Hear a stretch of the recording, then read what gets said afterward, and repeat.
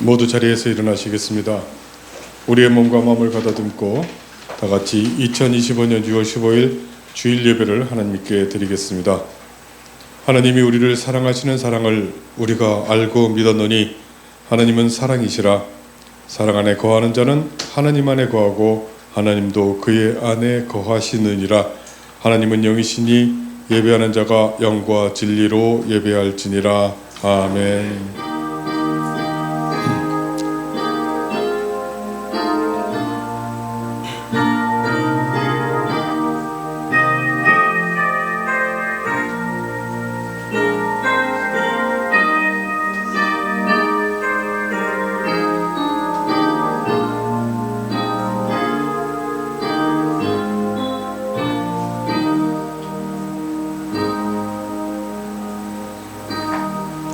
우주의 홀로 한 분이신 하나님 아버지, 만세전에 구원의 섭리를 세우고 우리를 구원하기 위하여 아들 예수 그리스도를 보내 십자가에 우리를 대신 죽게 하셨고, 그를 믿고 진리 안에서 함께 살아갈 수 있게 성령님을 보내주셔서 감사합니다. 구원받은 저희들이 그 은혜에 감사하며 마음을 다하고 뜻을 다하여 예배드리오니 기쁘게 받아주시옵소서. 우리 주 예수 그리스도의 이름으로 기원하옵나이다. 아멘. 함께 찬송가 9장으로 하나님을 찬양하겠습니다.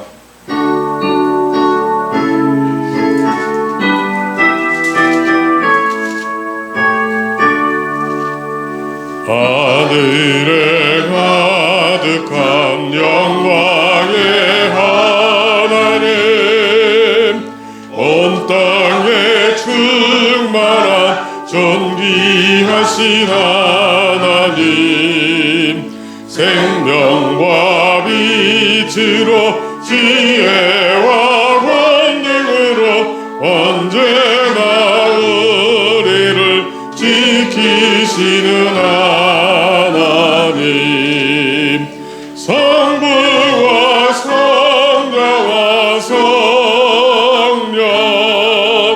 삼위의 하나님,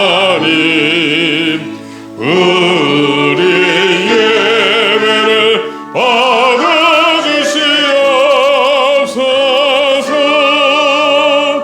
사랑이 넘치는 자비하신 하나님, 은혜가 풍성한 구원의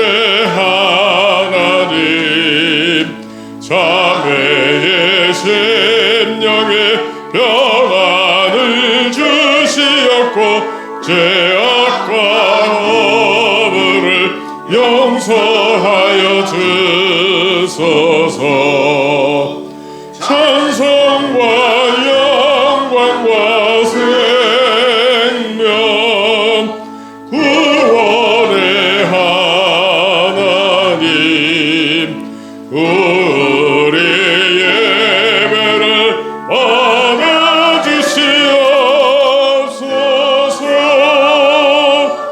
연약한 심령을 굳게 세워주시고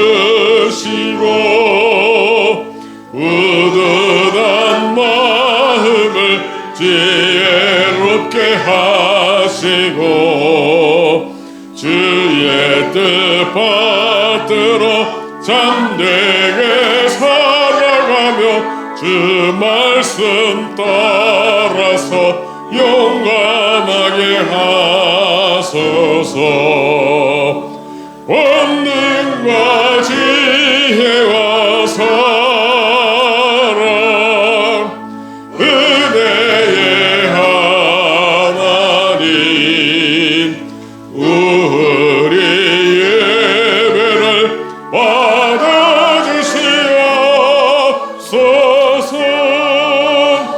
주 앞에 나올 때 우리 마음 기쁘고 그 말씀 인내여 새 희망이 솟는다.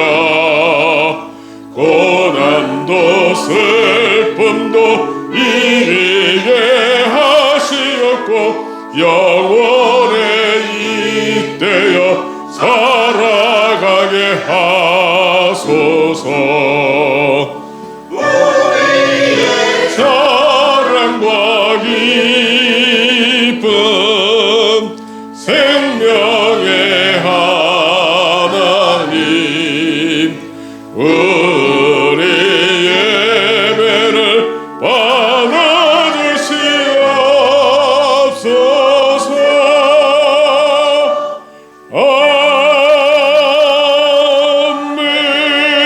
아멘. 사도신경으로 우리 신앙을 고백하겠습니다. 나는 전능하신 아버지 하나님 천지의 창조주를 믿습니다. 나는 그의 유일하신 아들 우리 주 예수 그리스도를 믿습니다. 그는 성령으로 잉태되어 동정녀 마리아에게서 나시고 본디오 빌라도에게 고난을 받아 십자가에 못 박혀 죽으시고 장사된 지 사흘 만에 죽은 자 가운데서 다시 살아나셨으며 하늘에 오르시어 전능하신 아버지 하나님 우편에 앉아 계시다가 거기로부터 살아있는 자와 죽은 자를 심판하러 오십니다. 나는 성령을 믿으며 거룩한 공교회와 성도의 교제와 죄를 용서받는 것과 몸의 부활을 믿습니다. 아멘. 오늘 함께 교독하실 말씀은 시편 16편 1절 5절까지의 말씀을 교독하시겠습니다. 하나님이여 나를 지켜 주소서. 내가 주께 피하나이다. 내가 여호와께 아뢰되 주는 나의 주님이시오니 주밖에는 나의 복이 없다 하였나이다. 땅에 있는 성도들은 존귀한 자들이니 나의 모든 즐거움이 그들에게 이루다. 다른 신에게 예물을 드린 자는 괴로움이 더할 것이라. 나는 그들이 드리는 피의 전제를 드리지 아니하며 내 입술로 그 이름도 부르지 아니하리로다. 여호와는 나의 산업과 나의 잔의 소득이시니 나의 분깃을 지키시나이다. 아멘. 모두 자리에 앉으시겠습니다. 찬송가 79장으로 하나님을 찬송하겠습니다.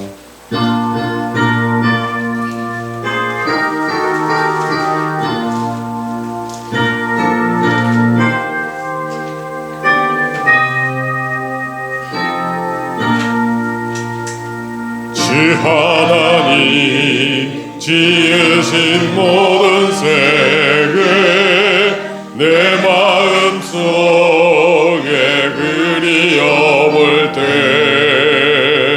하늘의 별 울려 퍼지는 내 성 주님의 권능 우주의 찬대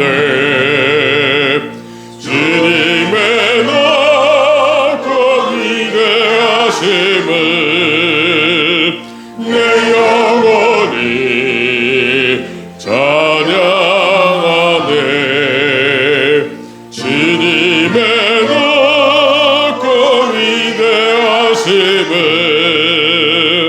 내 영혼이 찬양하네.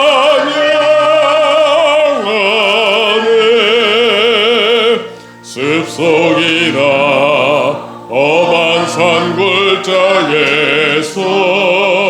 지저귀는 저 새소리들과 고요하게 흐르는 시냇물은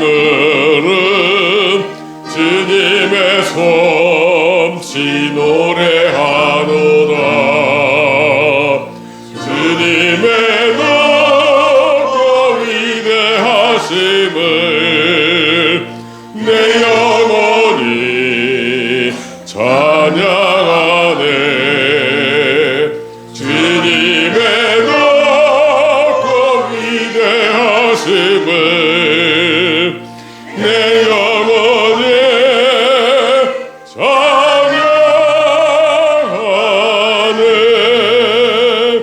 주 하나님 독생자 아낌없이 우리를 위해 보내주셨네. 십자가에 피 흘려 죽으신 주 내 모든 죄를 대속하셨네. 주님의 높고 위대하심을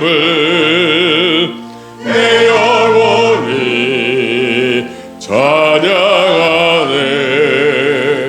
주님의 높고 위대하심을 내 영혼이 찬양하네.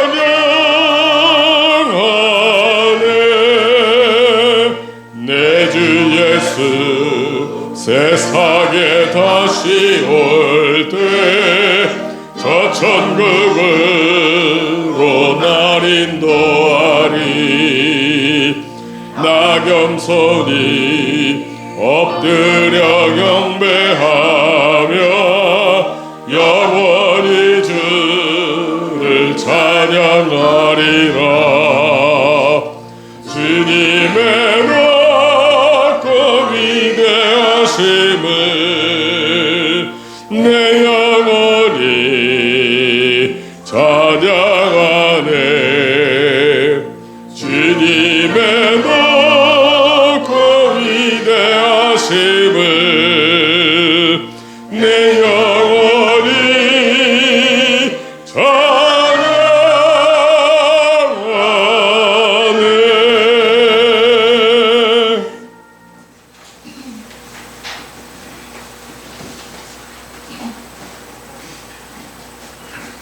기도드리겠습니다.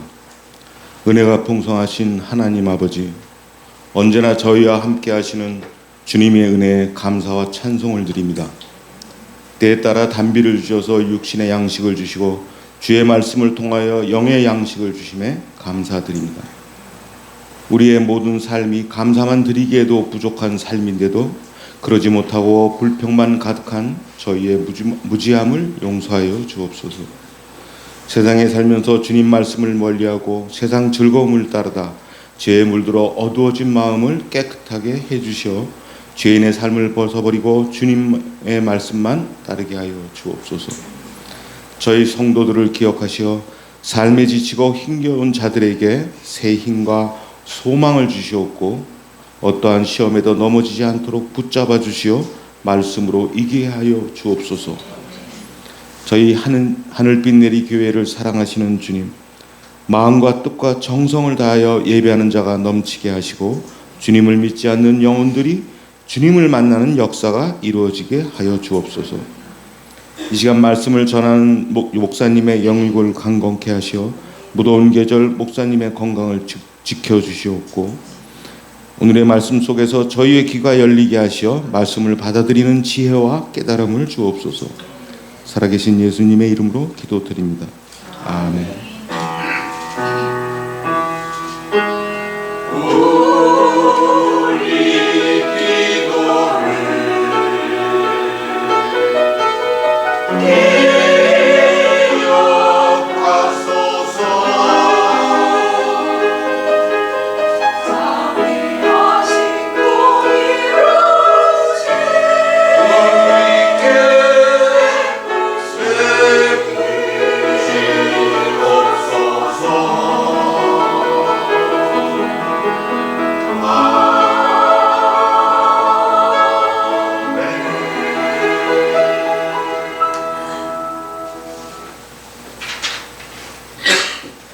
하나님께 봉헌하겠습니다.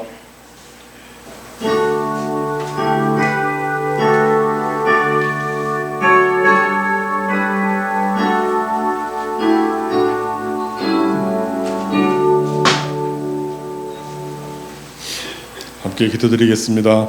하나님 아버지, 우리를 눈동자같이 지켜보시며 모든 필요를 채워주셔서 감사합니다. 하나님 돌보시는 그 은혜를 알고 우리가 일하여 얻은 것 중에 11조와 감사의 예물을 드리오니 기쁘게 받아주시옵소서. 예수 그리스도의 이름으로 기도드리옵나이다. 아멘.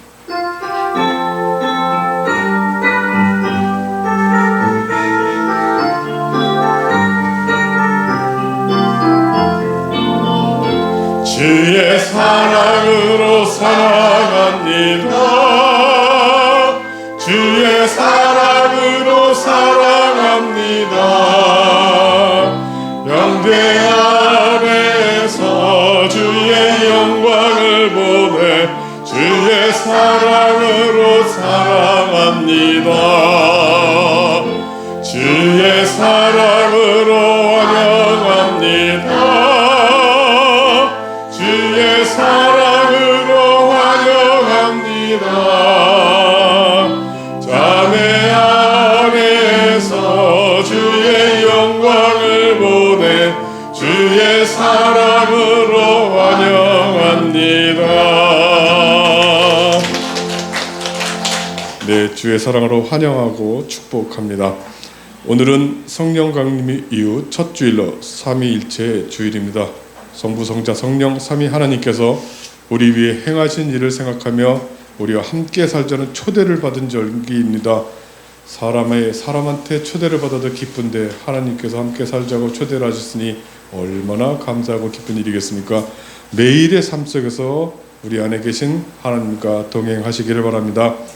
또한 예수 믿는 것은 예배 등 종교적 행동을 하는 것이 아니라 하나님과 그 말씀과 함께 사는 것입니다. 예배 드리고 교회 안에서의 우리의 모습과 밖에서의 우리의 모습이 달라서는 안 되겠습니다. 저도 반성을 많이 하겠습니다. 우리 함께 반성하시고 오후에 또 우리 함께 나누는 구절도 우리 일맥상통합니다. 함께 많이 반성하시는 시간이 되시길 바라겠습니다. 찬송가 189장을 함께 찬송하시겠습니다.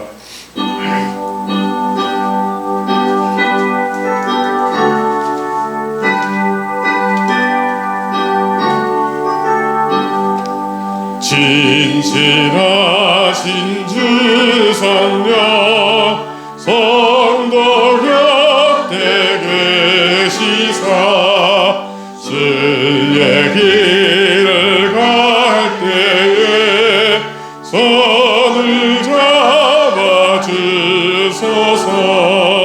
모든 고난 사람들 기쁜 소식 들으니 성령 말씀하기를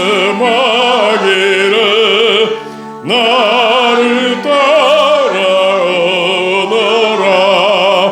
어디에나 계신 주 나를 도와주시사 어둠 속을 헤맬 때 얼러들지 마소서. 불량심이 일어나 소망 끊어질 때에 성령 말씀하기를 나를 따라오너라. 모든 수고 끝나고 편히쉬기 원할 때 하늘나라 밖에는 참된 위로 없도다. 선한 행지하고서 여단강을 건널 때 성령 말씀하기를 나를 따라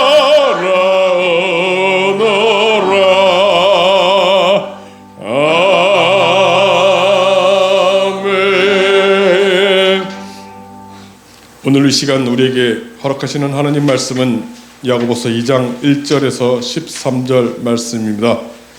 야고보서 2장 1절에서 13절 말씀, 신약성경 372쪽입니다. 이 말씀은 하나님의 말씀입니다. 하나님의 말씀을 받들어 읽겠습니다.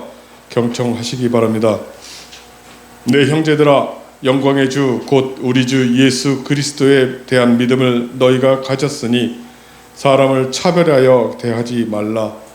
만일 너희 회당에 금 가락지를 끼고 아름다운 옷을 입은 사람이 들어오고 또 남루한 옷을 입은 가난한 사람이 들어올 때에 너희가 아름다운 옷을 입은 자를 눈여겨보고 말하되 여기 좋은 자리에 앉으소서 하고 또 가난한 자에게 말하되 너는 거기 서 있든지 내 발등상 아래에 있으라 하면 너희끼리 서로 차별하여 악한 생각으로 판단하는 자가 되는 것이 아니냐.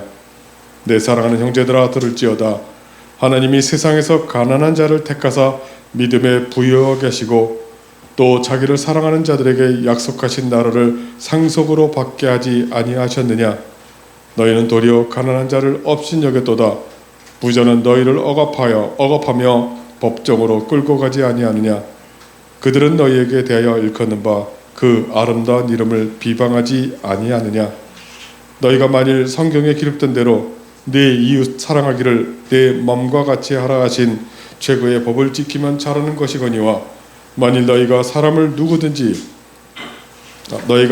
차별하여 대하면 죄를 짓는 것이니 율법이 너희를 범법자로 정죄하리라.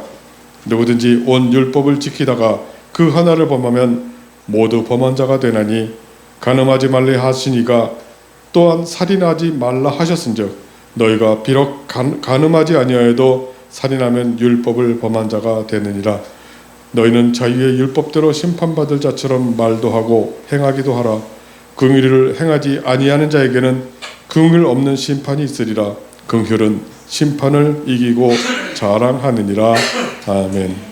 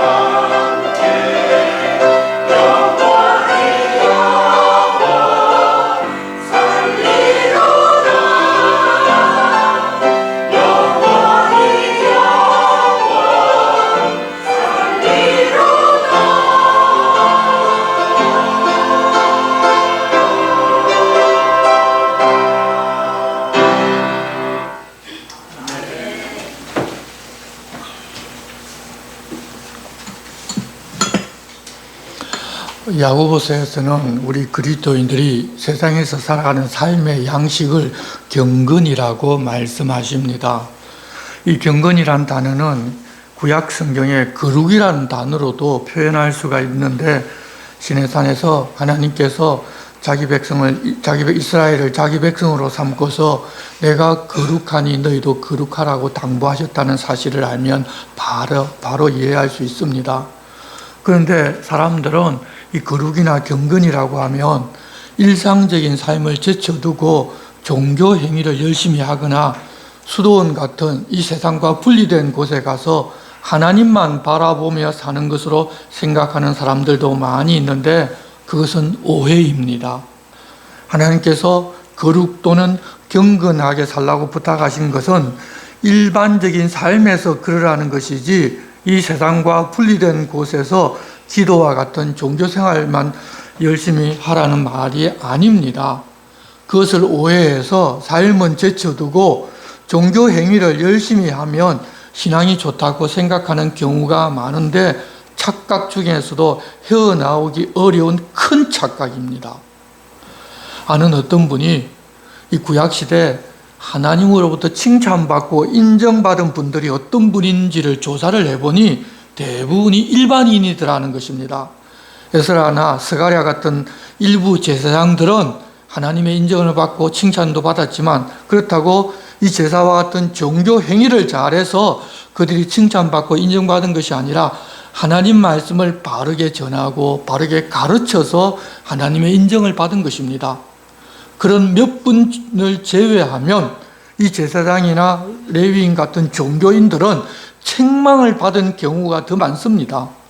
그들을 책망하실 때 어떤 이유로 책망하셨는가 하면 종교 행위를 안 해서 그런 것이 아니라 하나님 부탁하신 대로 살지를 않았기 때문입니다.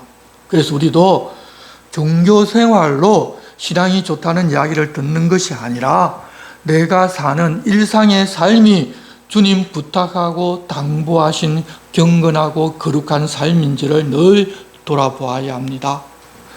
야고보는 경건하게 살라고 부탁하셨는데, 우리가 지난주 본 말씀에서는 말을 조심하는 것이 가장 먼저였습니다. 스스로 경건하다 생각하여 자기 혀를 제갈 물리지 아니하고 자기 마음을 속이면 이 사람의 경건은 헛것이라는 사실을 알려주셨습니다. 그리고 하나님 아버지 앞에서 정결하고 더러움이 없는 경건은 곧 고아와 과부를 그 환난 중에서 돌보고 또 자기를 지켜 세속에 물들지 아니하는 그것이라고 하셨습니다. 경건한 삶이 종교 활동이라는 말씀은 그 어디에도 없습니다. 세속에 물들지 아니하는 것은 타락한 사람의 본성대로 살아가는 세상 사람들과 똑같아서는 안 된다는 말씀인데, 세상에 속한 사람들은 자기가 자기 인생의 주인이 되어서 자기만 생각하고 다른 사람을 도울 때에도 자기 이름이 나타날 목적으로 그리하고 남들의 인정을 받아 빛이 나고 꼬리가 되지 아니하고 머리가 되어서 남들 위에 군림하면서 살고자 합니다.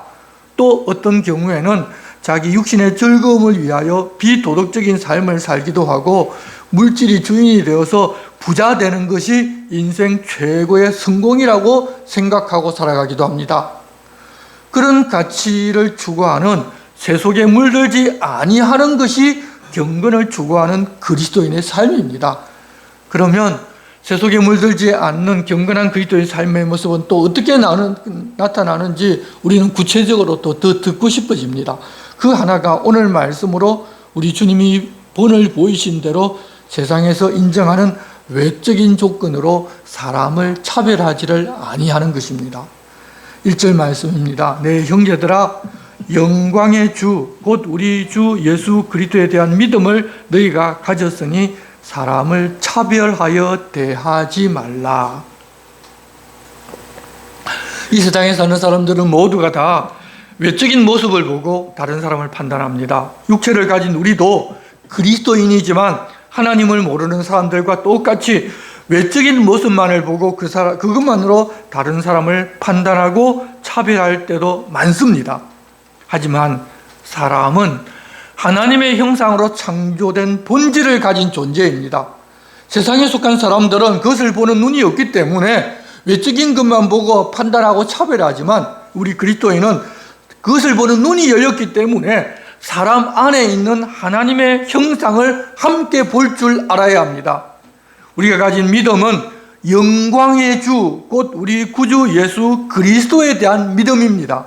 우리는 우리 주님이 이 세상에 계실 때 어떤 취급을 받았는지, 그리고 예수님께서 어떻게 하셨는지를 다들 잘 압니다. 예수께서는 여우도 굴이 있고 하늘을 나는 새도 보금자리가 있지만 자신은 이 땅에 머리 둘 곳이 없다고 말씀하셨습니다. 하나님이시지만 세상 가장 낮은 곳에 오셨고 십자가에 못 박히는 낮고 천한 취급을 당하셨습니다. 그렇지만 그런 것에 대하여 조금의 원망과 불평도 하지를 않으셨습니다. 자신이 그렇게 낮은 자리에서 사셨을 뿐만 아니라 부자나 똑똑하고 잘난 사람만 만나고 그들에게만 복음을 전한 것이 아니라 이방인, 가난한 자, 특별히 소외된 계층의 사람들을 더 많이 만나고 그들에게 복음을 전하셨습니다. 이 땅에 사실 때에는 그랬지만 부활 후에는 그분은 영광을 입으셨습니다. 그러면 이 땅에 살면서 예수 그리스도의 뒤를 따르는 우리는 무엇을 보아야 하겠습니까? 이 땅에 계실 때 어떻게 사셨는지를 보아야 하지 않겠습니까? 부활 후에 하나님 보좌 우편에 앉아 계신 영광을 이 땅에서 보고 우리도 그 영광을 이 땅에서 누리려고 하는 것이 우리가 그리스도인으로 이 땅에서 사는 모습이겠습니까? 그것은 잘못이 아니겠습니까? 그렇게 하늘에서는 영광이 있기에 그 영광을 보고서 이 땅에서는 어떤 낮은 자리도 우리는 갈 수 있는 것입니다. 그런 사람들이 그리스도인이기에 다른 사람들을 대할 때 그렇게 세상적으로 가진 것이 없고 배우지 못한 사람일지라도 차별할 수가 없는 것입니다. 그래서 우리는 차별해서는 안 됩니다. 만일 그런 것들을 보고서 사람을 차별한다면 이 땅에 그 모습으로 계셨던 예수 그리스도를 차별하여 거부하고 그분을 부인하는 것이기도 합니다. 그런데도 그 당시에 유대 출신 성도들은 세상의 영광과 권세는 하나님의 복이고 그것을 얻지 못한 사람은 죄인이라는 인본주의적인 세상 가치를 지닌 유대교 교훈에서 여전히 벗어나지를 못하고 있었습니다. 그래서 당시 유대 회당에서 당연시하던 그런 습관을 성도들의 모임에서도 그랬던 것 같습니다. 그리고도 무엇이 잘못인지를 모르는 성도들에게 야고보는 명확하게 비유로 눈에 보이는 그런 광경을 그림으로 볼 수 있도록 하면서 설명합니다. 2절입니다. 만일 너희 회당에 금 가락지를 끼고 아름다운 옷을 입은 사람이 들어오고 또 남루한 옷을 입은 가난한 사람이 들어올 때 너희가 아름다운 옷을 입은 자를 눈여겨보고 말하되 여기 좋은 자리에 앉으소서 하고 또 가난한 자에게 말하되 너는 거기 서 있든지 내 발등상 아래 앉으라 하면 너희끼리 서로 차별하며 악한 생각으로 판단하는 자가 되는 것이 아니냐. 여러분 사실 우리도 교회 안에서 이러기가 쉽습니다.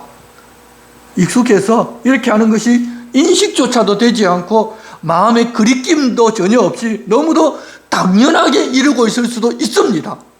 하지만 고쳐야 합니다. 주님을 믿는 믿음이라면 그래서는 안 되기 때문입니다. 주님이 그런 모습을 가지고 이 땅에 오셨더니 스가랴에서 보면 그런 모습으로 이 땅에 오실 것이라고 명확하게 알려주셨음에도 불구하고 그분 모시기를 거부한 유대 지도자들과 백성들이었지 않습니까? 예전에 미국의 한 교회가 새롭게 목사를 청빙하고 기다리고 있었는데 청빙받은 목사가 남루한 옷을 입고 교회 입구에 서 있으니 아무도 관심이 없고 오로지 좋은 양복을 깨끗하게 입고 나타날 목사만을 기다리더라는 이야기도 있고 거지 옷을 입고 교회에 왔더니 저쪽 구석에 앉아 있으라고 해서 그렇게 있다가 담임 목사가 오시기로 했는데 어디 계시느냐고 광고 시간에 물으니 그 모습으로 앞에서 나타나 성도들이 놀라고 다시는 그 교회는 그러지 않았다는 그런 종류의 예화들도 있습니다. 예화이니까 뭐 정말인지는 모르겠지만 우리가 조금은 좀 생각을 해 보아야 할 그런 내용입니다. 이 목사들에게도 설교 잘 알아듣고 성경 공부 열심히 하고 헌신할 사람들을 모아 교회 개척해 볼 생각이 없느냐는 말을 하는 사람들도 있습니다. 하지만 목회자는 그렇게 내게 어울리고 내게 도움을 주고 설교를 잘 알아들 그럴 사람들을 모아서 교회를 성장시켜 소문내고 능력 있다는 소리를 들으라고 부르심을 받은 것이 아니라 불순종할 수도 있고 알아듣지 못하고 가난한 사람만 모여있어 아무것도 할 수 없는 그런 곳이라도 주님 보내시면 어디든지 가서 하나님께서 어떤 분이신지 어떻게 사는 것이 그리스도인의 삶인지를 가르치고 삶으로 보여주는 것이 바로 목사로 부르신 이유입니다.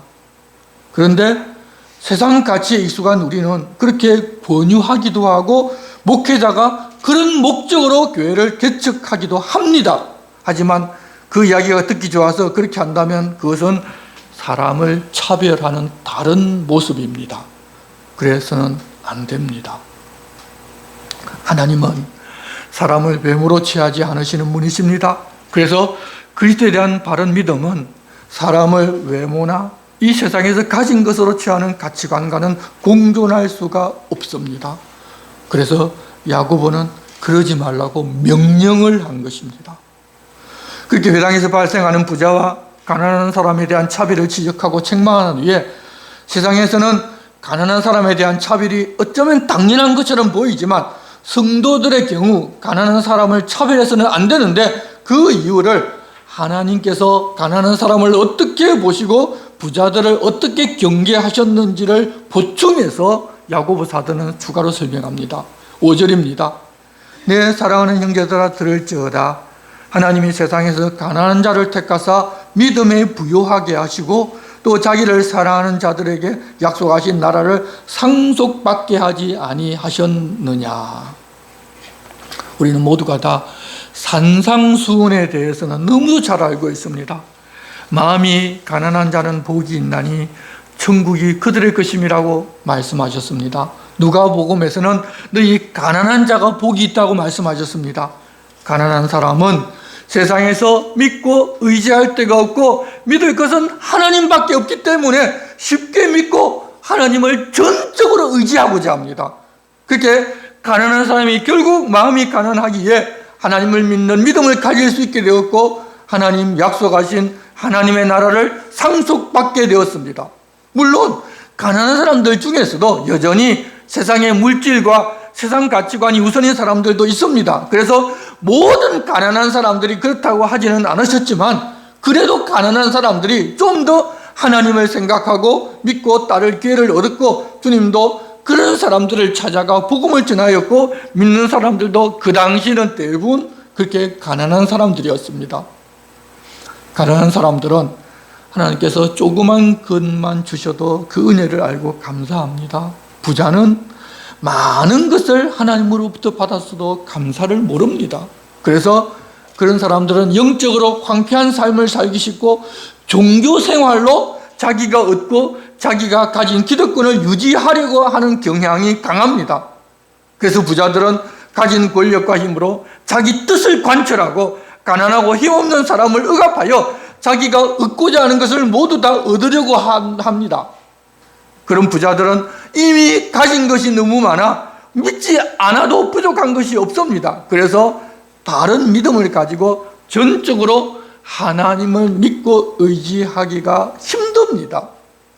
하나님 그러시지를 않았는데 혹시 하나님을 전적으로 믿었다가 내 가진 모든 것 다 바치라고 하나님 명하실까 봐 하나님 믿는 믿음을 반걸음쯤 믿음 안에 들여놓습니다. 물론 우리가 이스라엘 역사를 보면 부자이면서도 믿음에 부유한 분들이 많이 있었습니다. 아브라함도 그랬고 이삭도 그랬고 신약시대는 아리마대 요셉, 니고데모 같은 분은 부자이면서도 정말 귀한 믿음의 소유자였습니다. 그렇지만 부자 대부분은 믿음을 가지기가 쉽지 않습니다. 그리고 믿음을 가졌다 하더라도 그 믿음은 거짓 믿음일 가능성이 큽니다. 당시 그리스도인들을 파괴하는 부자들은 부자인 유대 종교 지도자들과 권력을 가진 사람들이어서 그들은 그리스도를 부인하고 비방하고 죽이게 하지 않는데 그런 사람들은 믿음도 없음에도 불구하고 부자이기 때 존경받고 대우받는데 교회 안에서도 그랬다는 것입니다. 물론 그들도 사랑의 대상입니다. 그래서 하나님 우리에게 주신 법대로 이웃을 내 몸처럼 사랑할 수가 있다면 그것은 잘하는 것입니다. 그러면 그 말씀으로 부자인 이웃을 사랑한다면 가난한 이웃도 사랑하는 것이 마땅합니다. 그런데 부자인 이웃을 그렇게 말씀을 따라 사랑한다고 하면서 가난한 이웃을 차별한다면 그것은 죄를 짓는 것입니다. 그러면 그것은 범죄이고 그 죄는 모든 율법을 다 어긴 것입니다. 10절에서 그 설명을 합니다. 누구든지 온 율법을 지키다가 그 하나를 범하면 모두 범한 자가 되나니 간음하지 말라 하시니가 또한 살인하지 말라 하셨은즉 내가 비록 간음하지 아니하여도 살인하면 율법을 모두 범한 자가 되느니라. 다들 살인도 하지 않았고 간음도 하지 않았기 때문에 자기들을 의롭다고 생각하고 있었을 것인데 부자들을 그렇게 말씀에 따라 사랑하기 때문에 그렇게 사랑한다고 하면서 가난한 사람들을 사랑하지 아니하고 차별하면 살인죄나 간음죄를 지은 것과 같다는 말씀을 지금 하고 싶어 하시는 것입니다.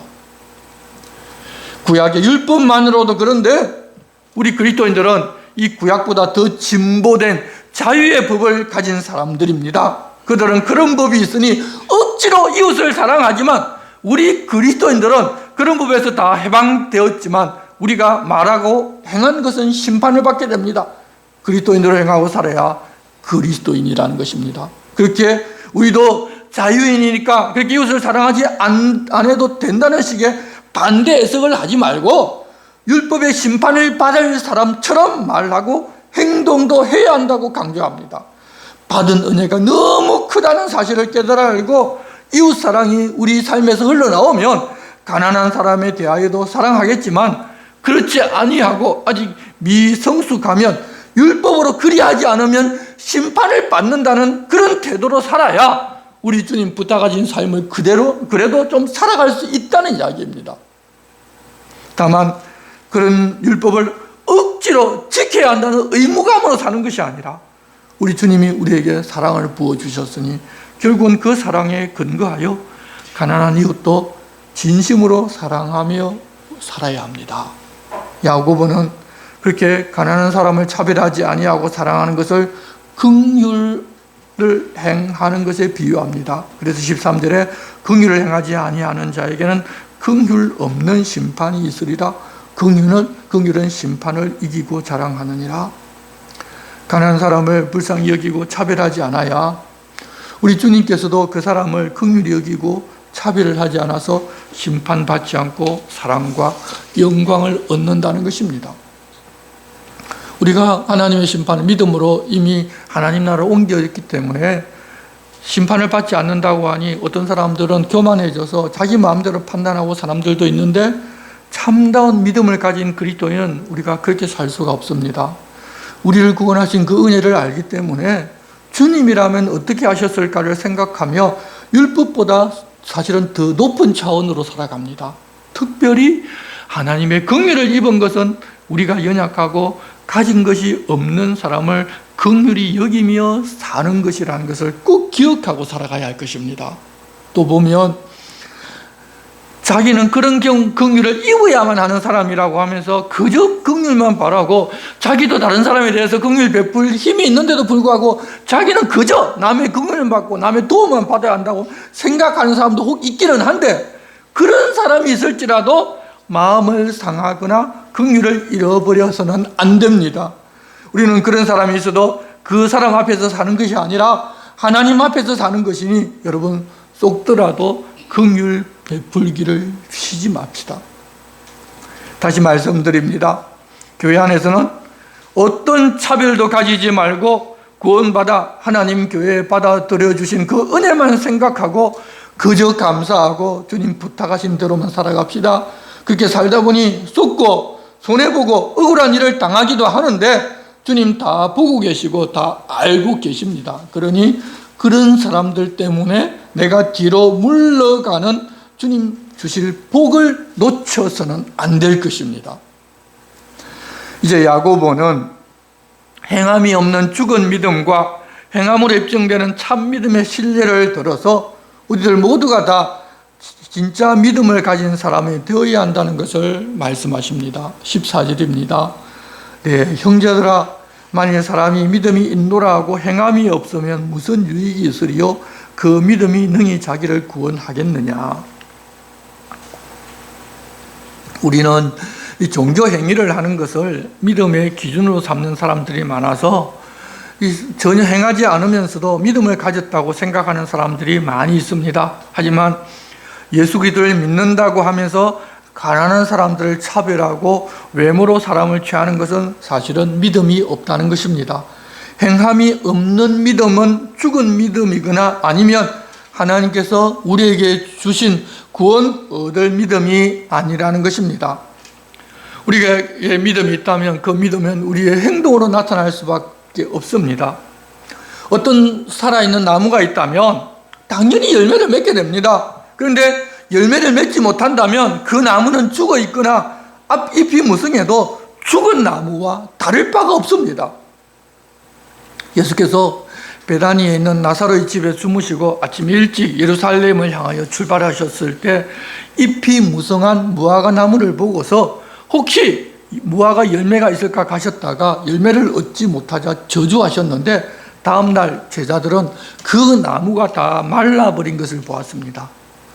이 무화과는 먼저 열매를 맺고 나서 잎이 나기 시작합니다. 그리고 열매를 다 따더라도 잎이 있으면 늦게라도 열매가 생겨서 적은 양의 열매는 언제나 잎이 있다면 얻을 수 있는 그런 나무입니다. 그런데 그 나무는 잎만 무성한데 열매가 전혀 없었습니다. 당시 이스라엘이 바로 그런 모습이었고 결국 저주받아 말라버렸는데 믿음이 있다고 하면서 행함이 없는 것은 바로 이 저주받아 말라버린 무화과 나무와 같은 존재라는 것입니다.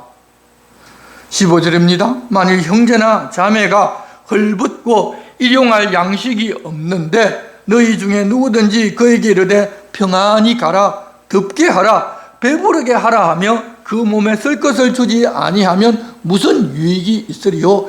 이와 같이 행함이 없는 믿음은 그 자체가 죽은 것이라. 아마 초대교회에 이러한 상황이 굉장히 많았던 것으로 보입니다. 그때는 예수 믿으면 유대인 사회에서 추방되고 격리되어 버립니다. 그러면 어떤 일도 할 수가 없습니다. 그래서 이 생계를 위한 최소한의 의복과 양식을 얻지 못한 비참한 일도 생겨났습니다.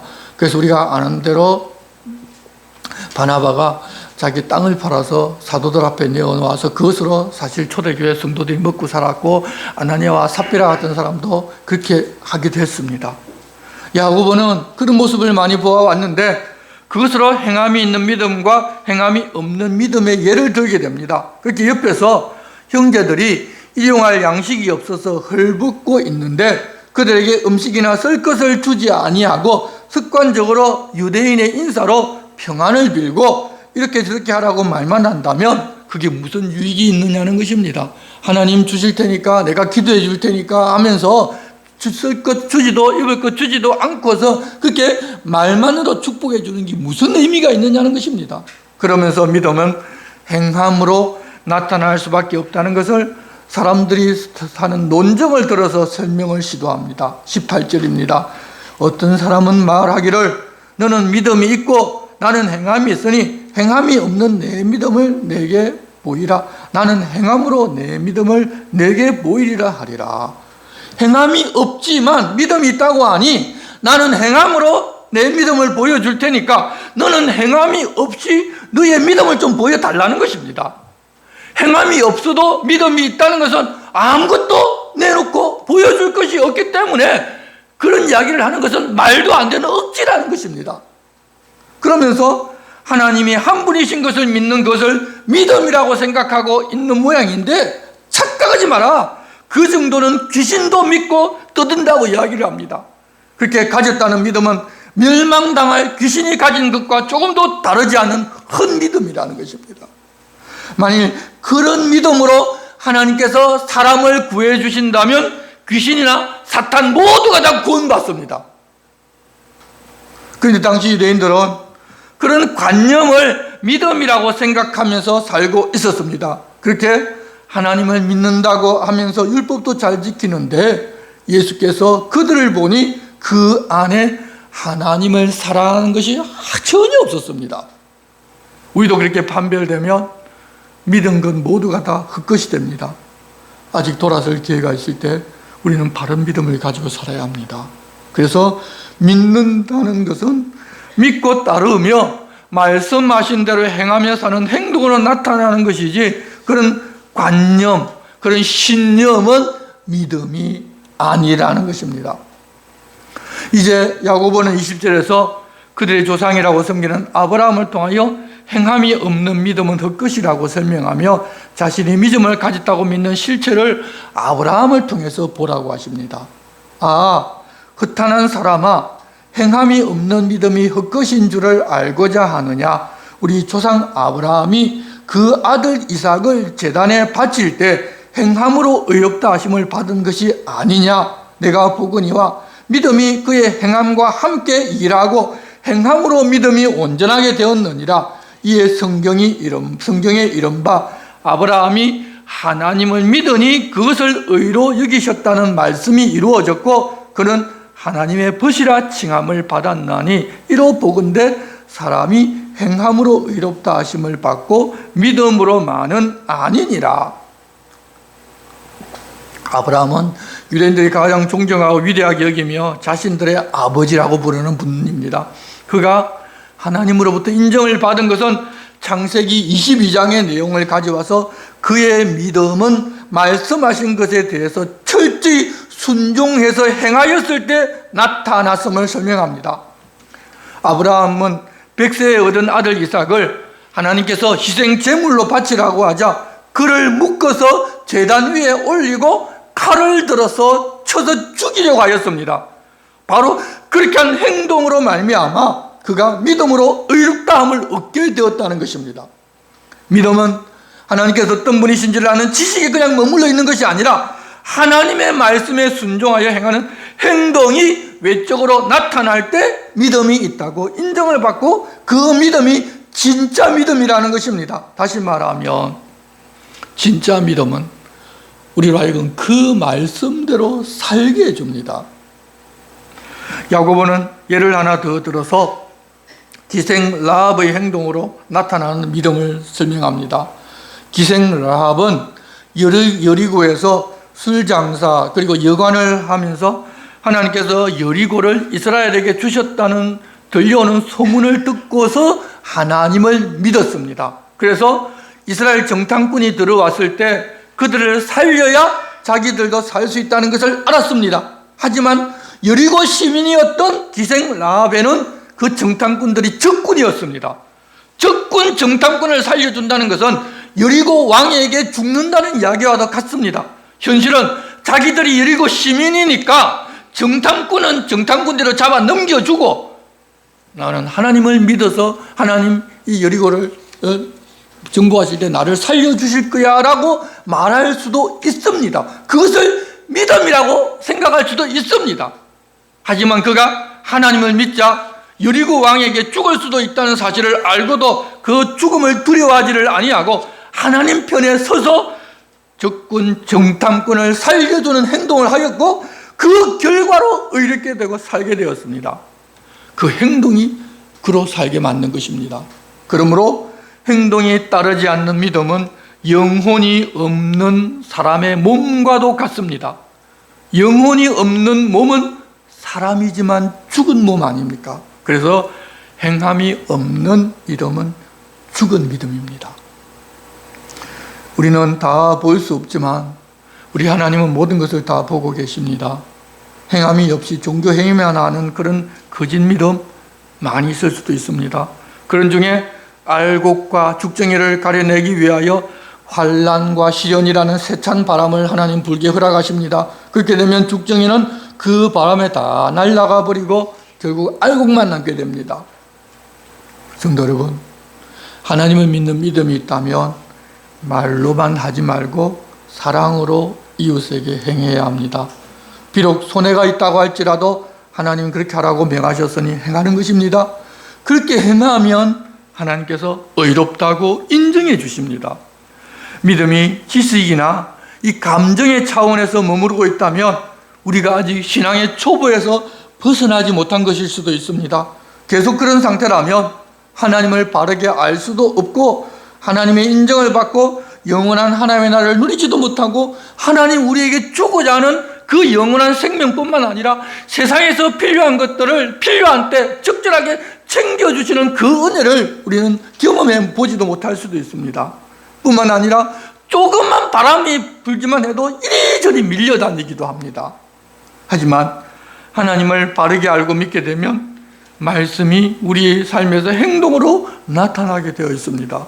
여기 계신 모두가 다 그렇게 참 믿음을 가지고 말을 조심하고 환난 날에 객이나 고아나 과부를 돌보고 자기를 지켜 세속에 물들지 않는 경건의 삶을 살아가고 사람을 가난하거나 배운 것이 없다고 차별하지 아니하고 내 몸처럼 사랑하는 하나님 말씀이 내 삶에서 행함으로 나타나는 복된 성도가 됩시다. 우리 주님 우리에게 부탁하십니다. 기도하겠습니다. 하나님 아버지, 세상에 노출되어 있는 우리는 하나님 부탁하신 바를 잘 모르고 세상 가치로 모든 것을 판단할 때가 많이 있습니다. 그래서 하나님을 알고 믿는다고 말하면서 지식이나 관념이나 감정만으로는 그러고 내가 나를 옳게 여기고 남들을 인정하지 않을 때도 많았습니다. 그런 옛사람의 습관을 이제 주님 앞에 내려놓습니다. 이후로는 교회에서 종교행위를 한 것으로 믿음의 활동을 다 한 것으로 착각하지 아니하고 이제는 사랑의 행동으로 나타나는 참 믿음을 주셔서 의롭다고 하나님의 인정을 받는 거룩하고 경건한 삶을 사는 성도들 되게 도와주시옵소서. 예수 그리스도의 이름으로 기도드리옵나이다. 아멘. 다 같이 일어나셔서 찬송가 53장을 함께 찬송하시겠습니다.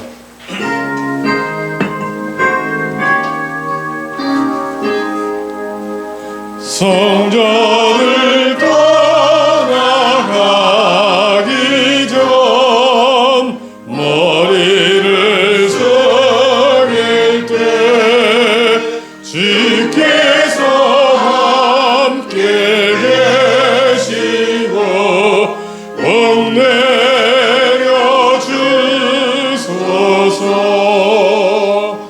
집으로 돌아가는 길 주동에 가시고 내 모든 언행 심사를 다 지켜주소서. 거룩한 날이 다가고 저녁이 되도록 주의 맘에 빗대사 늘 계시옵소서.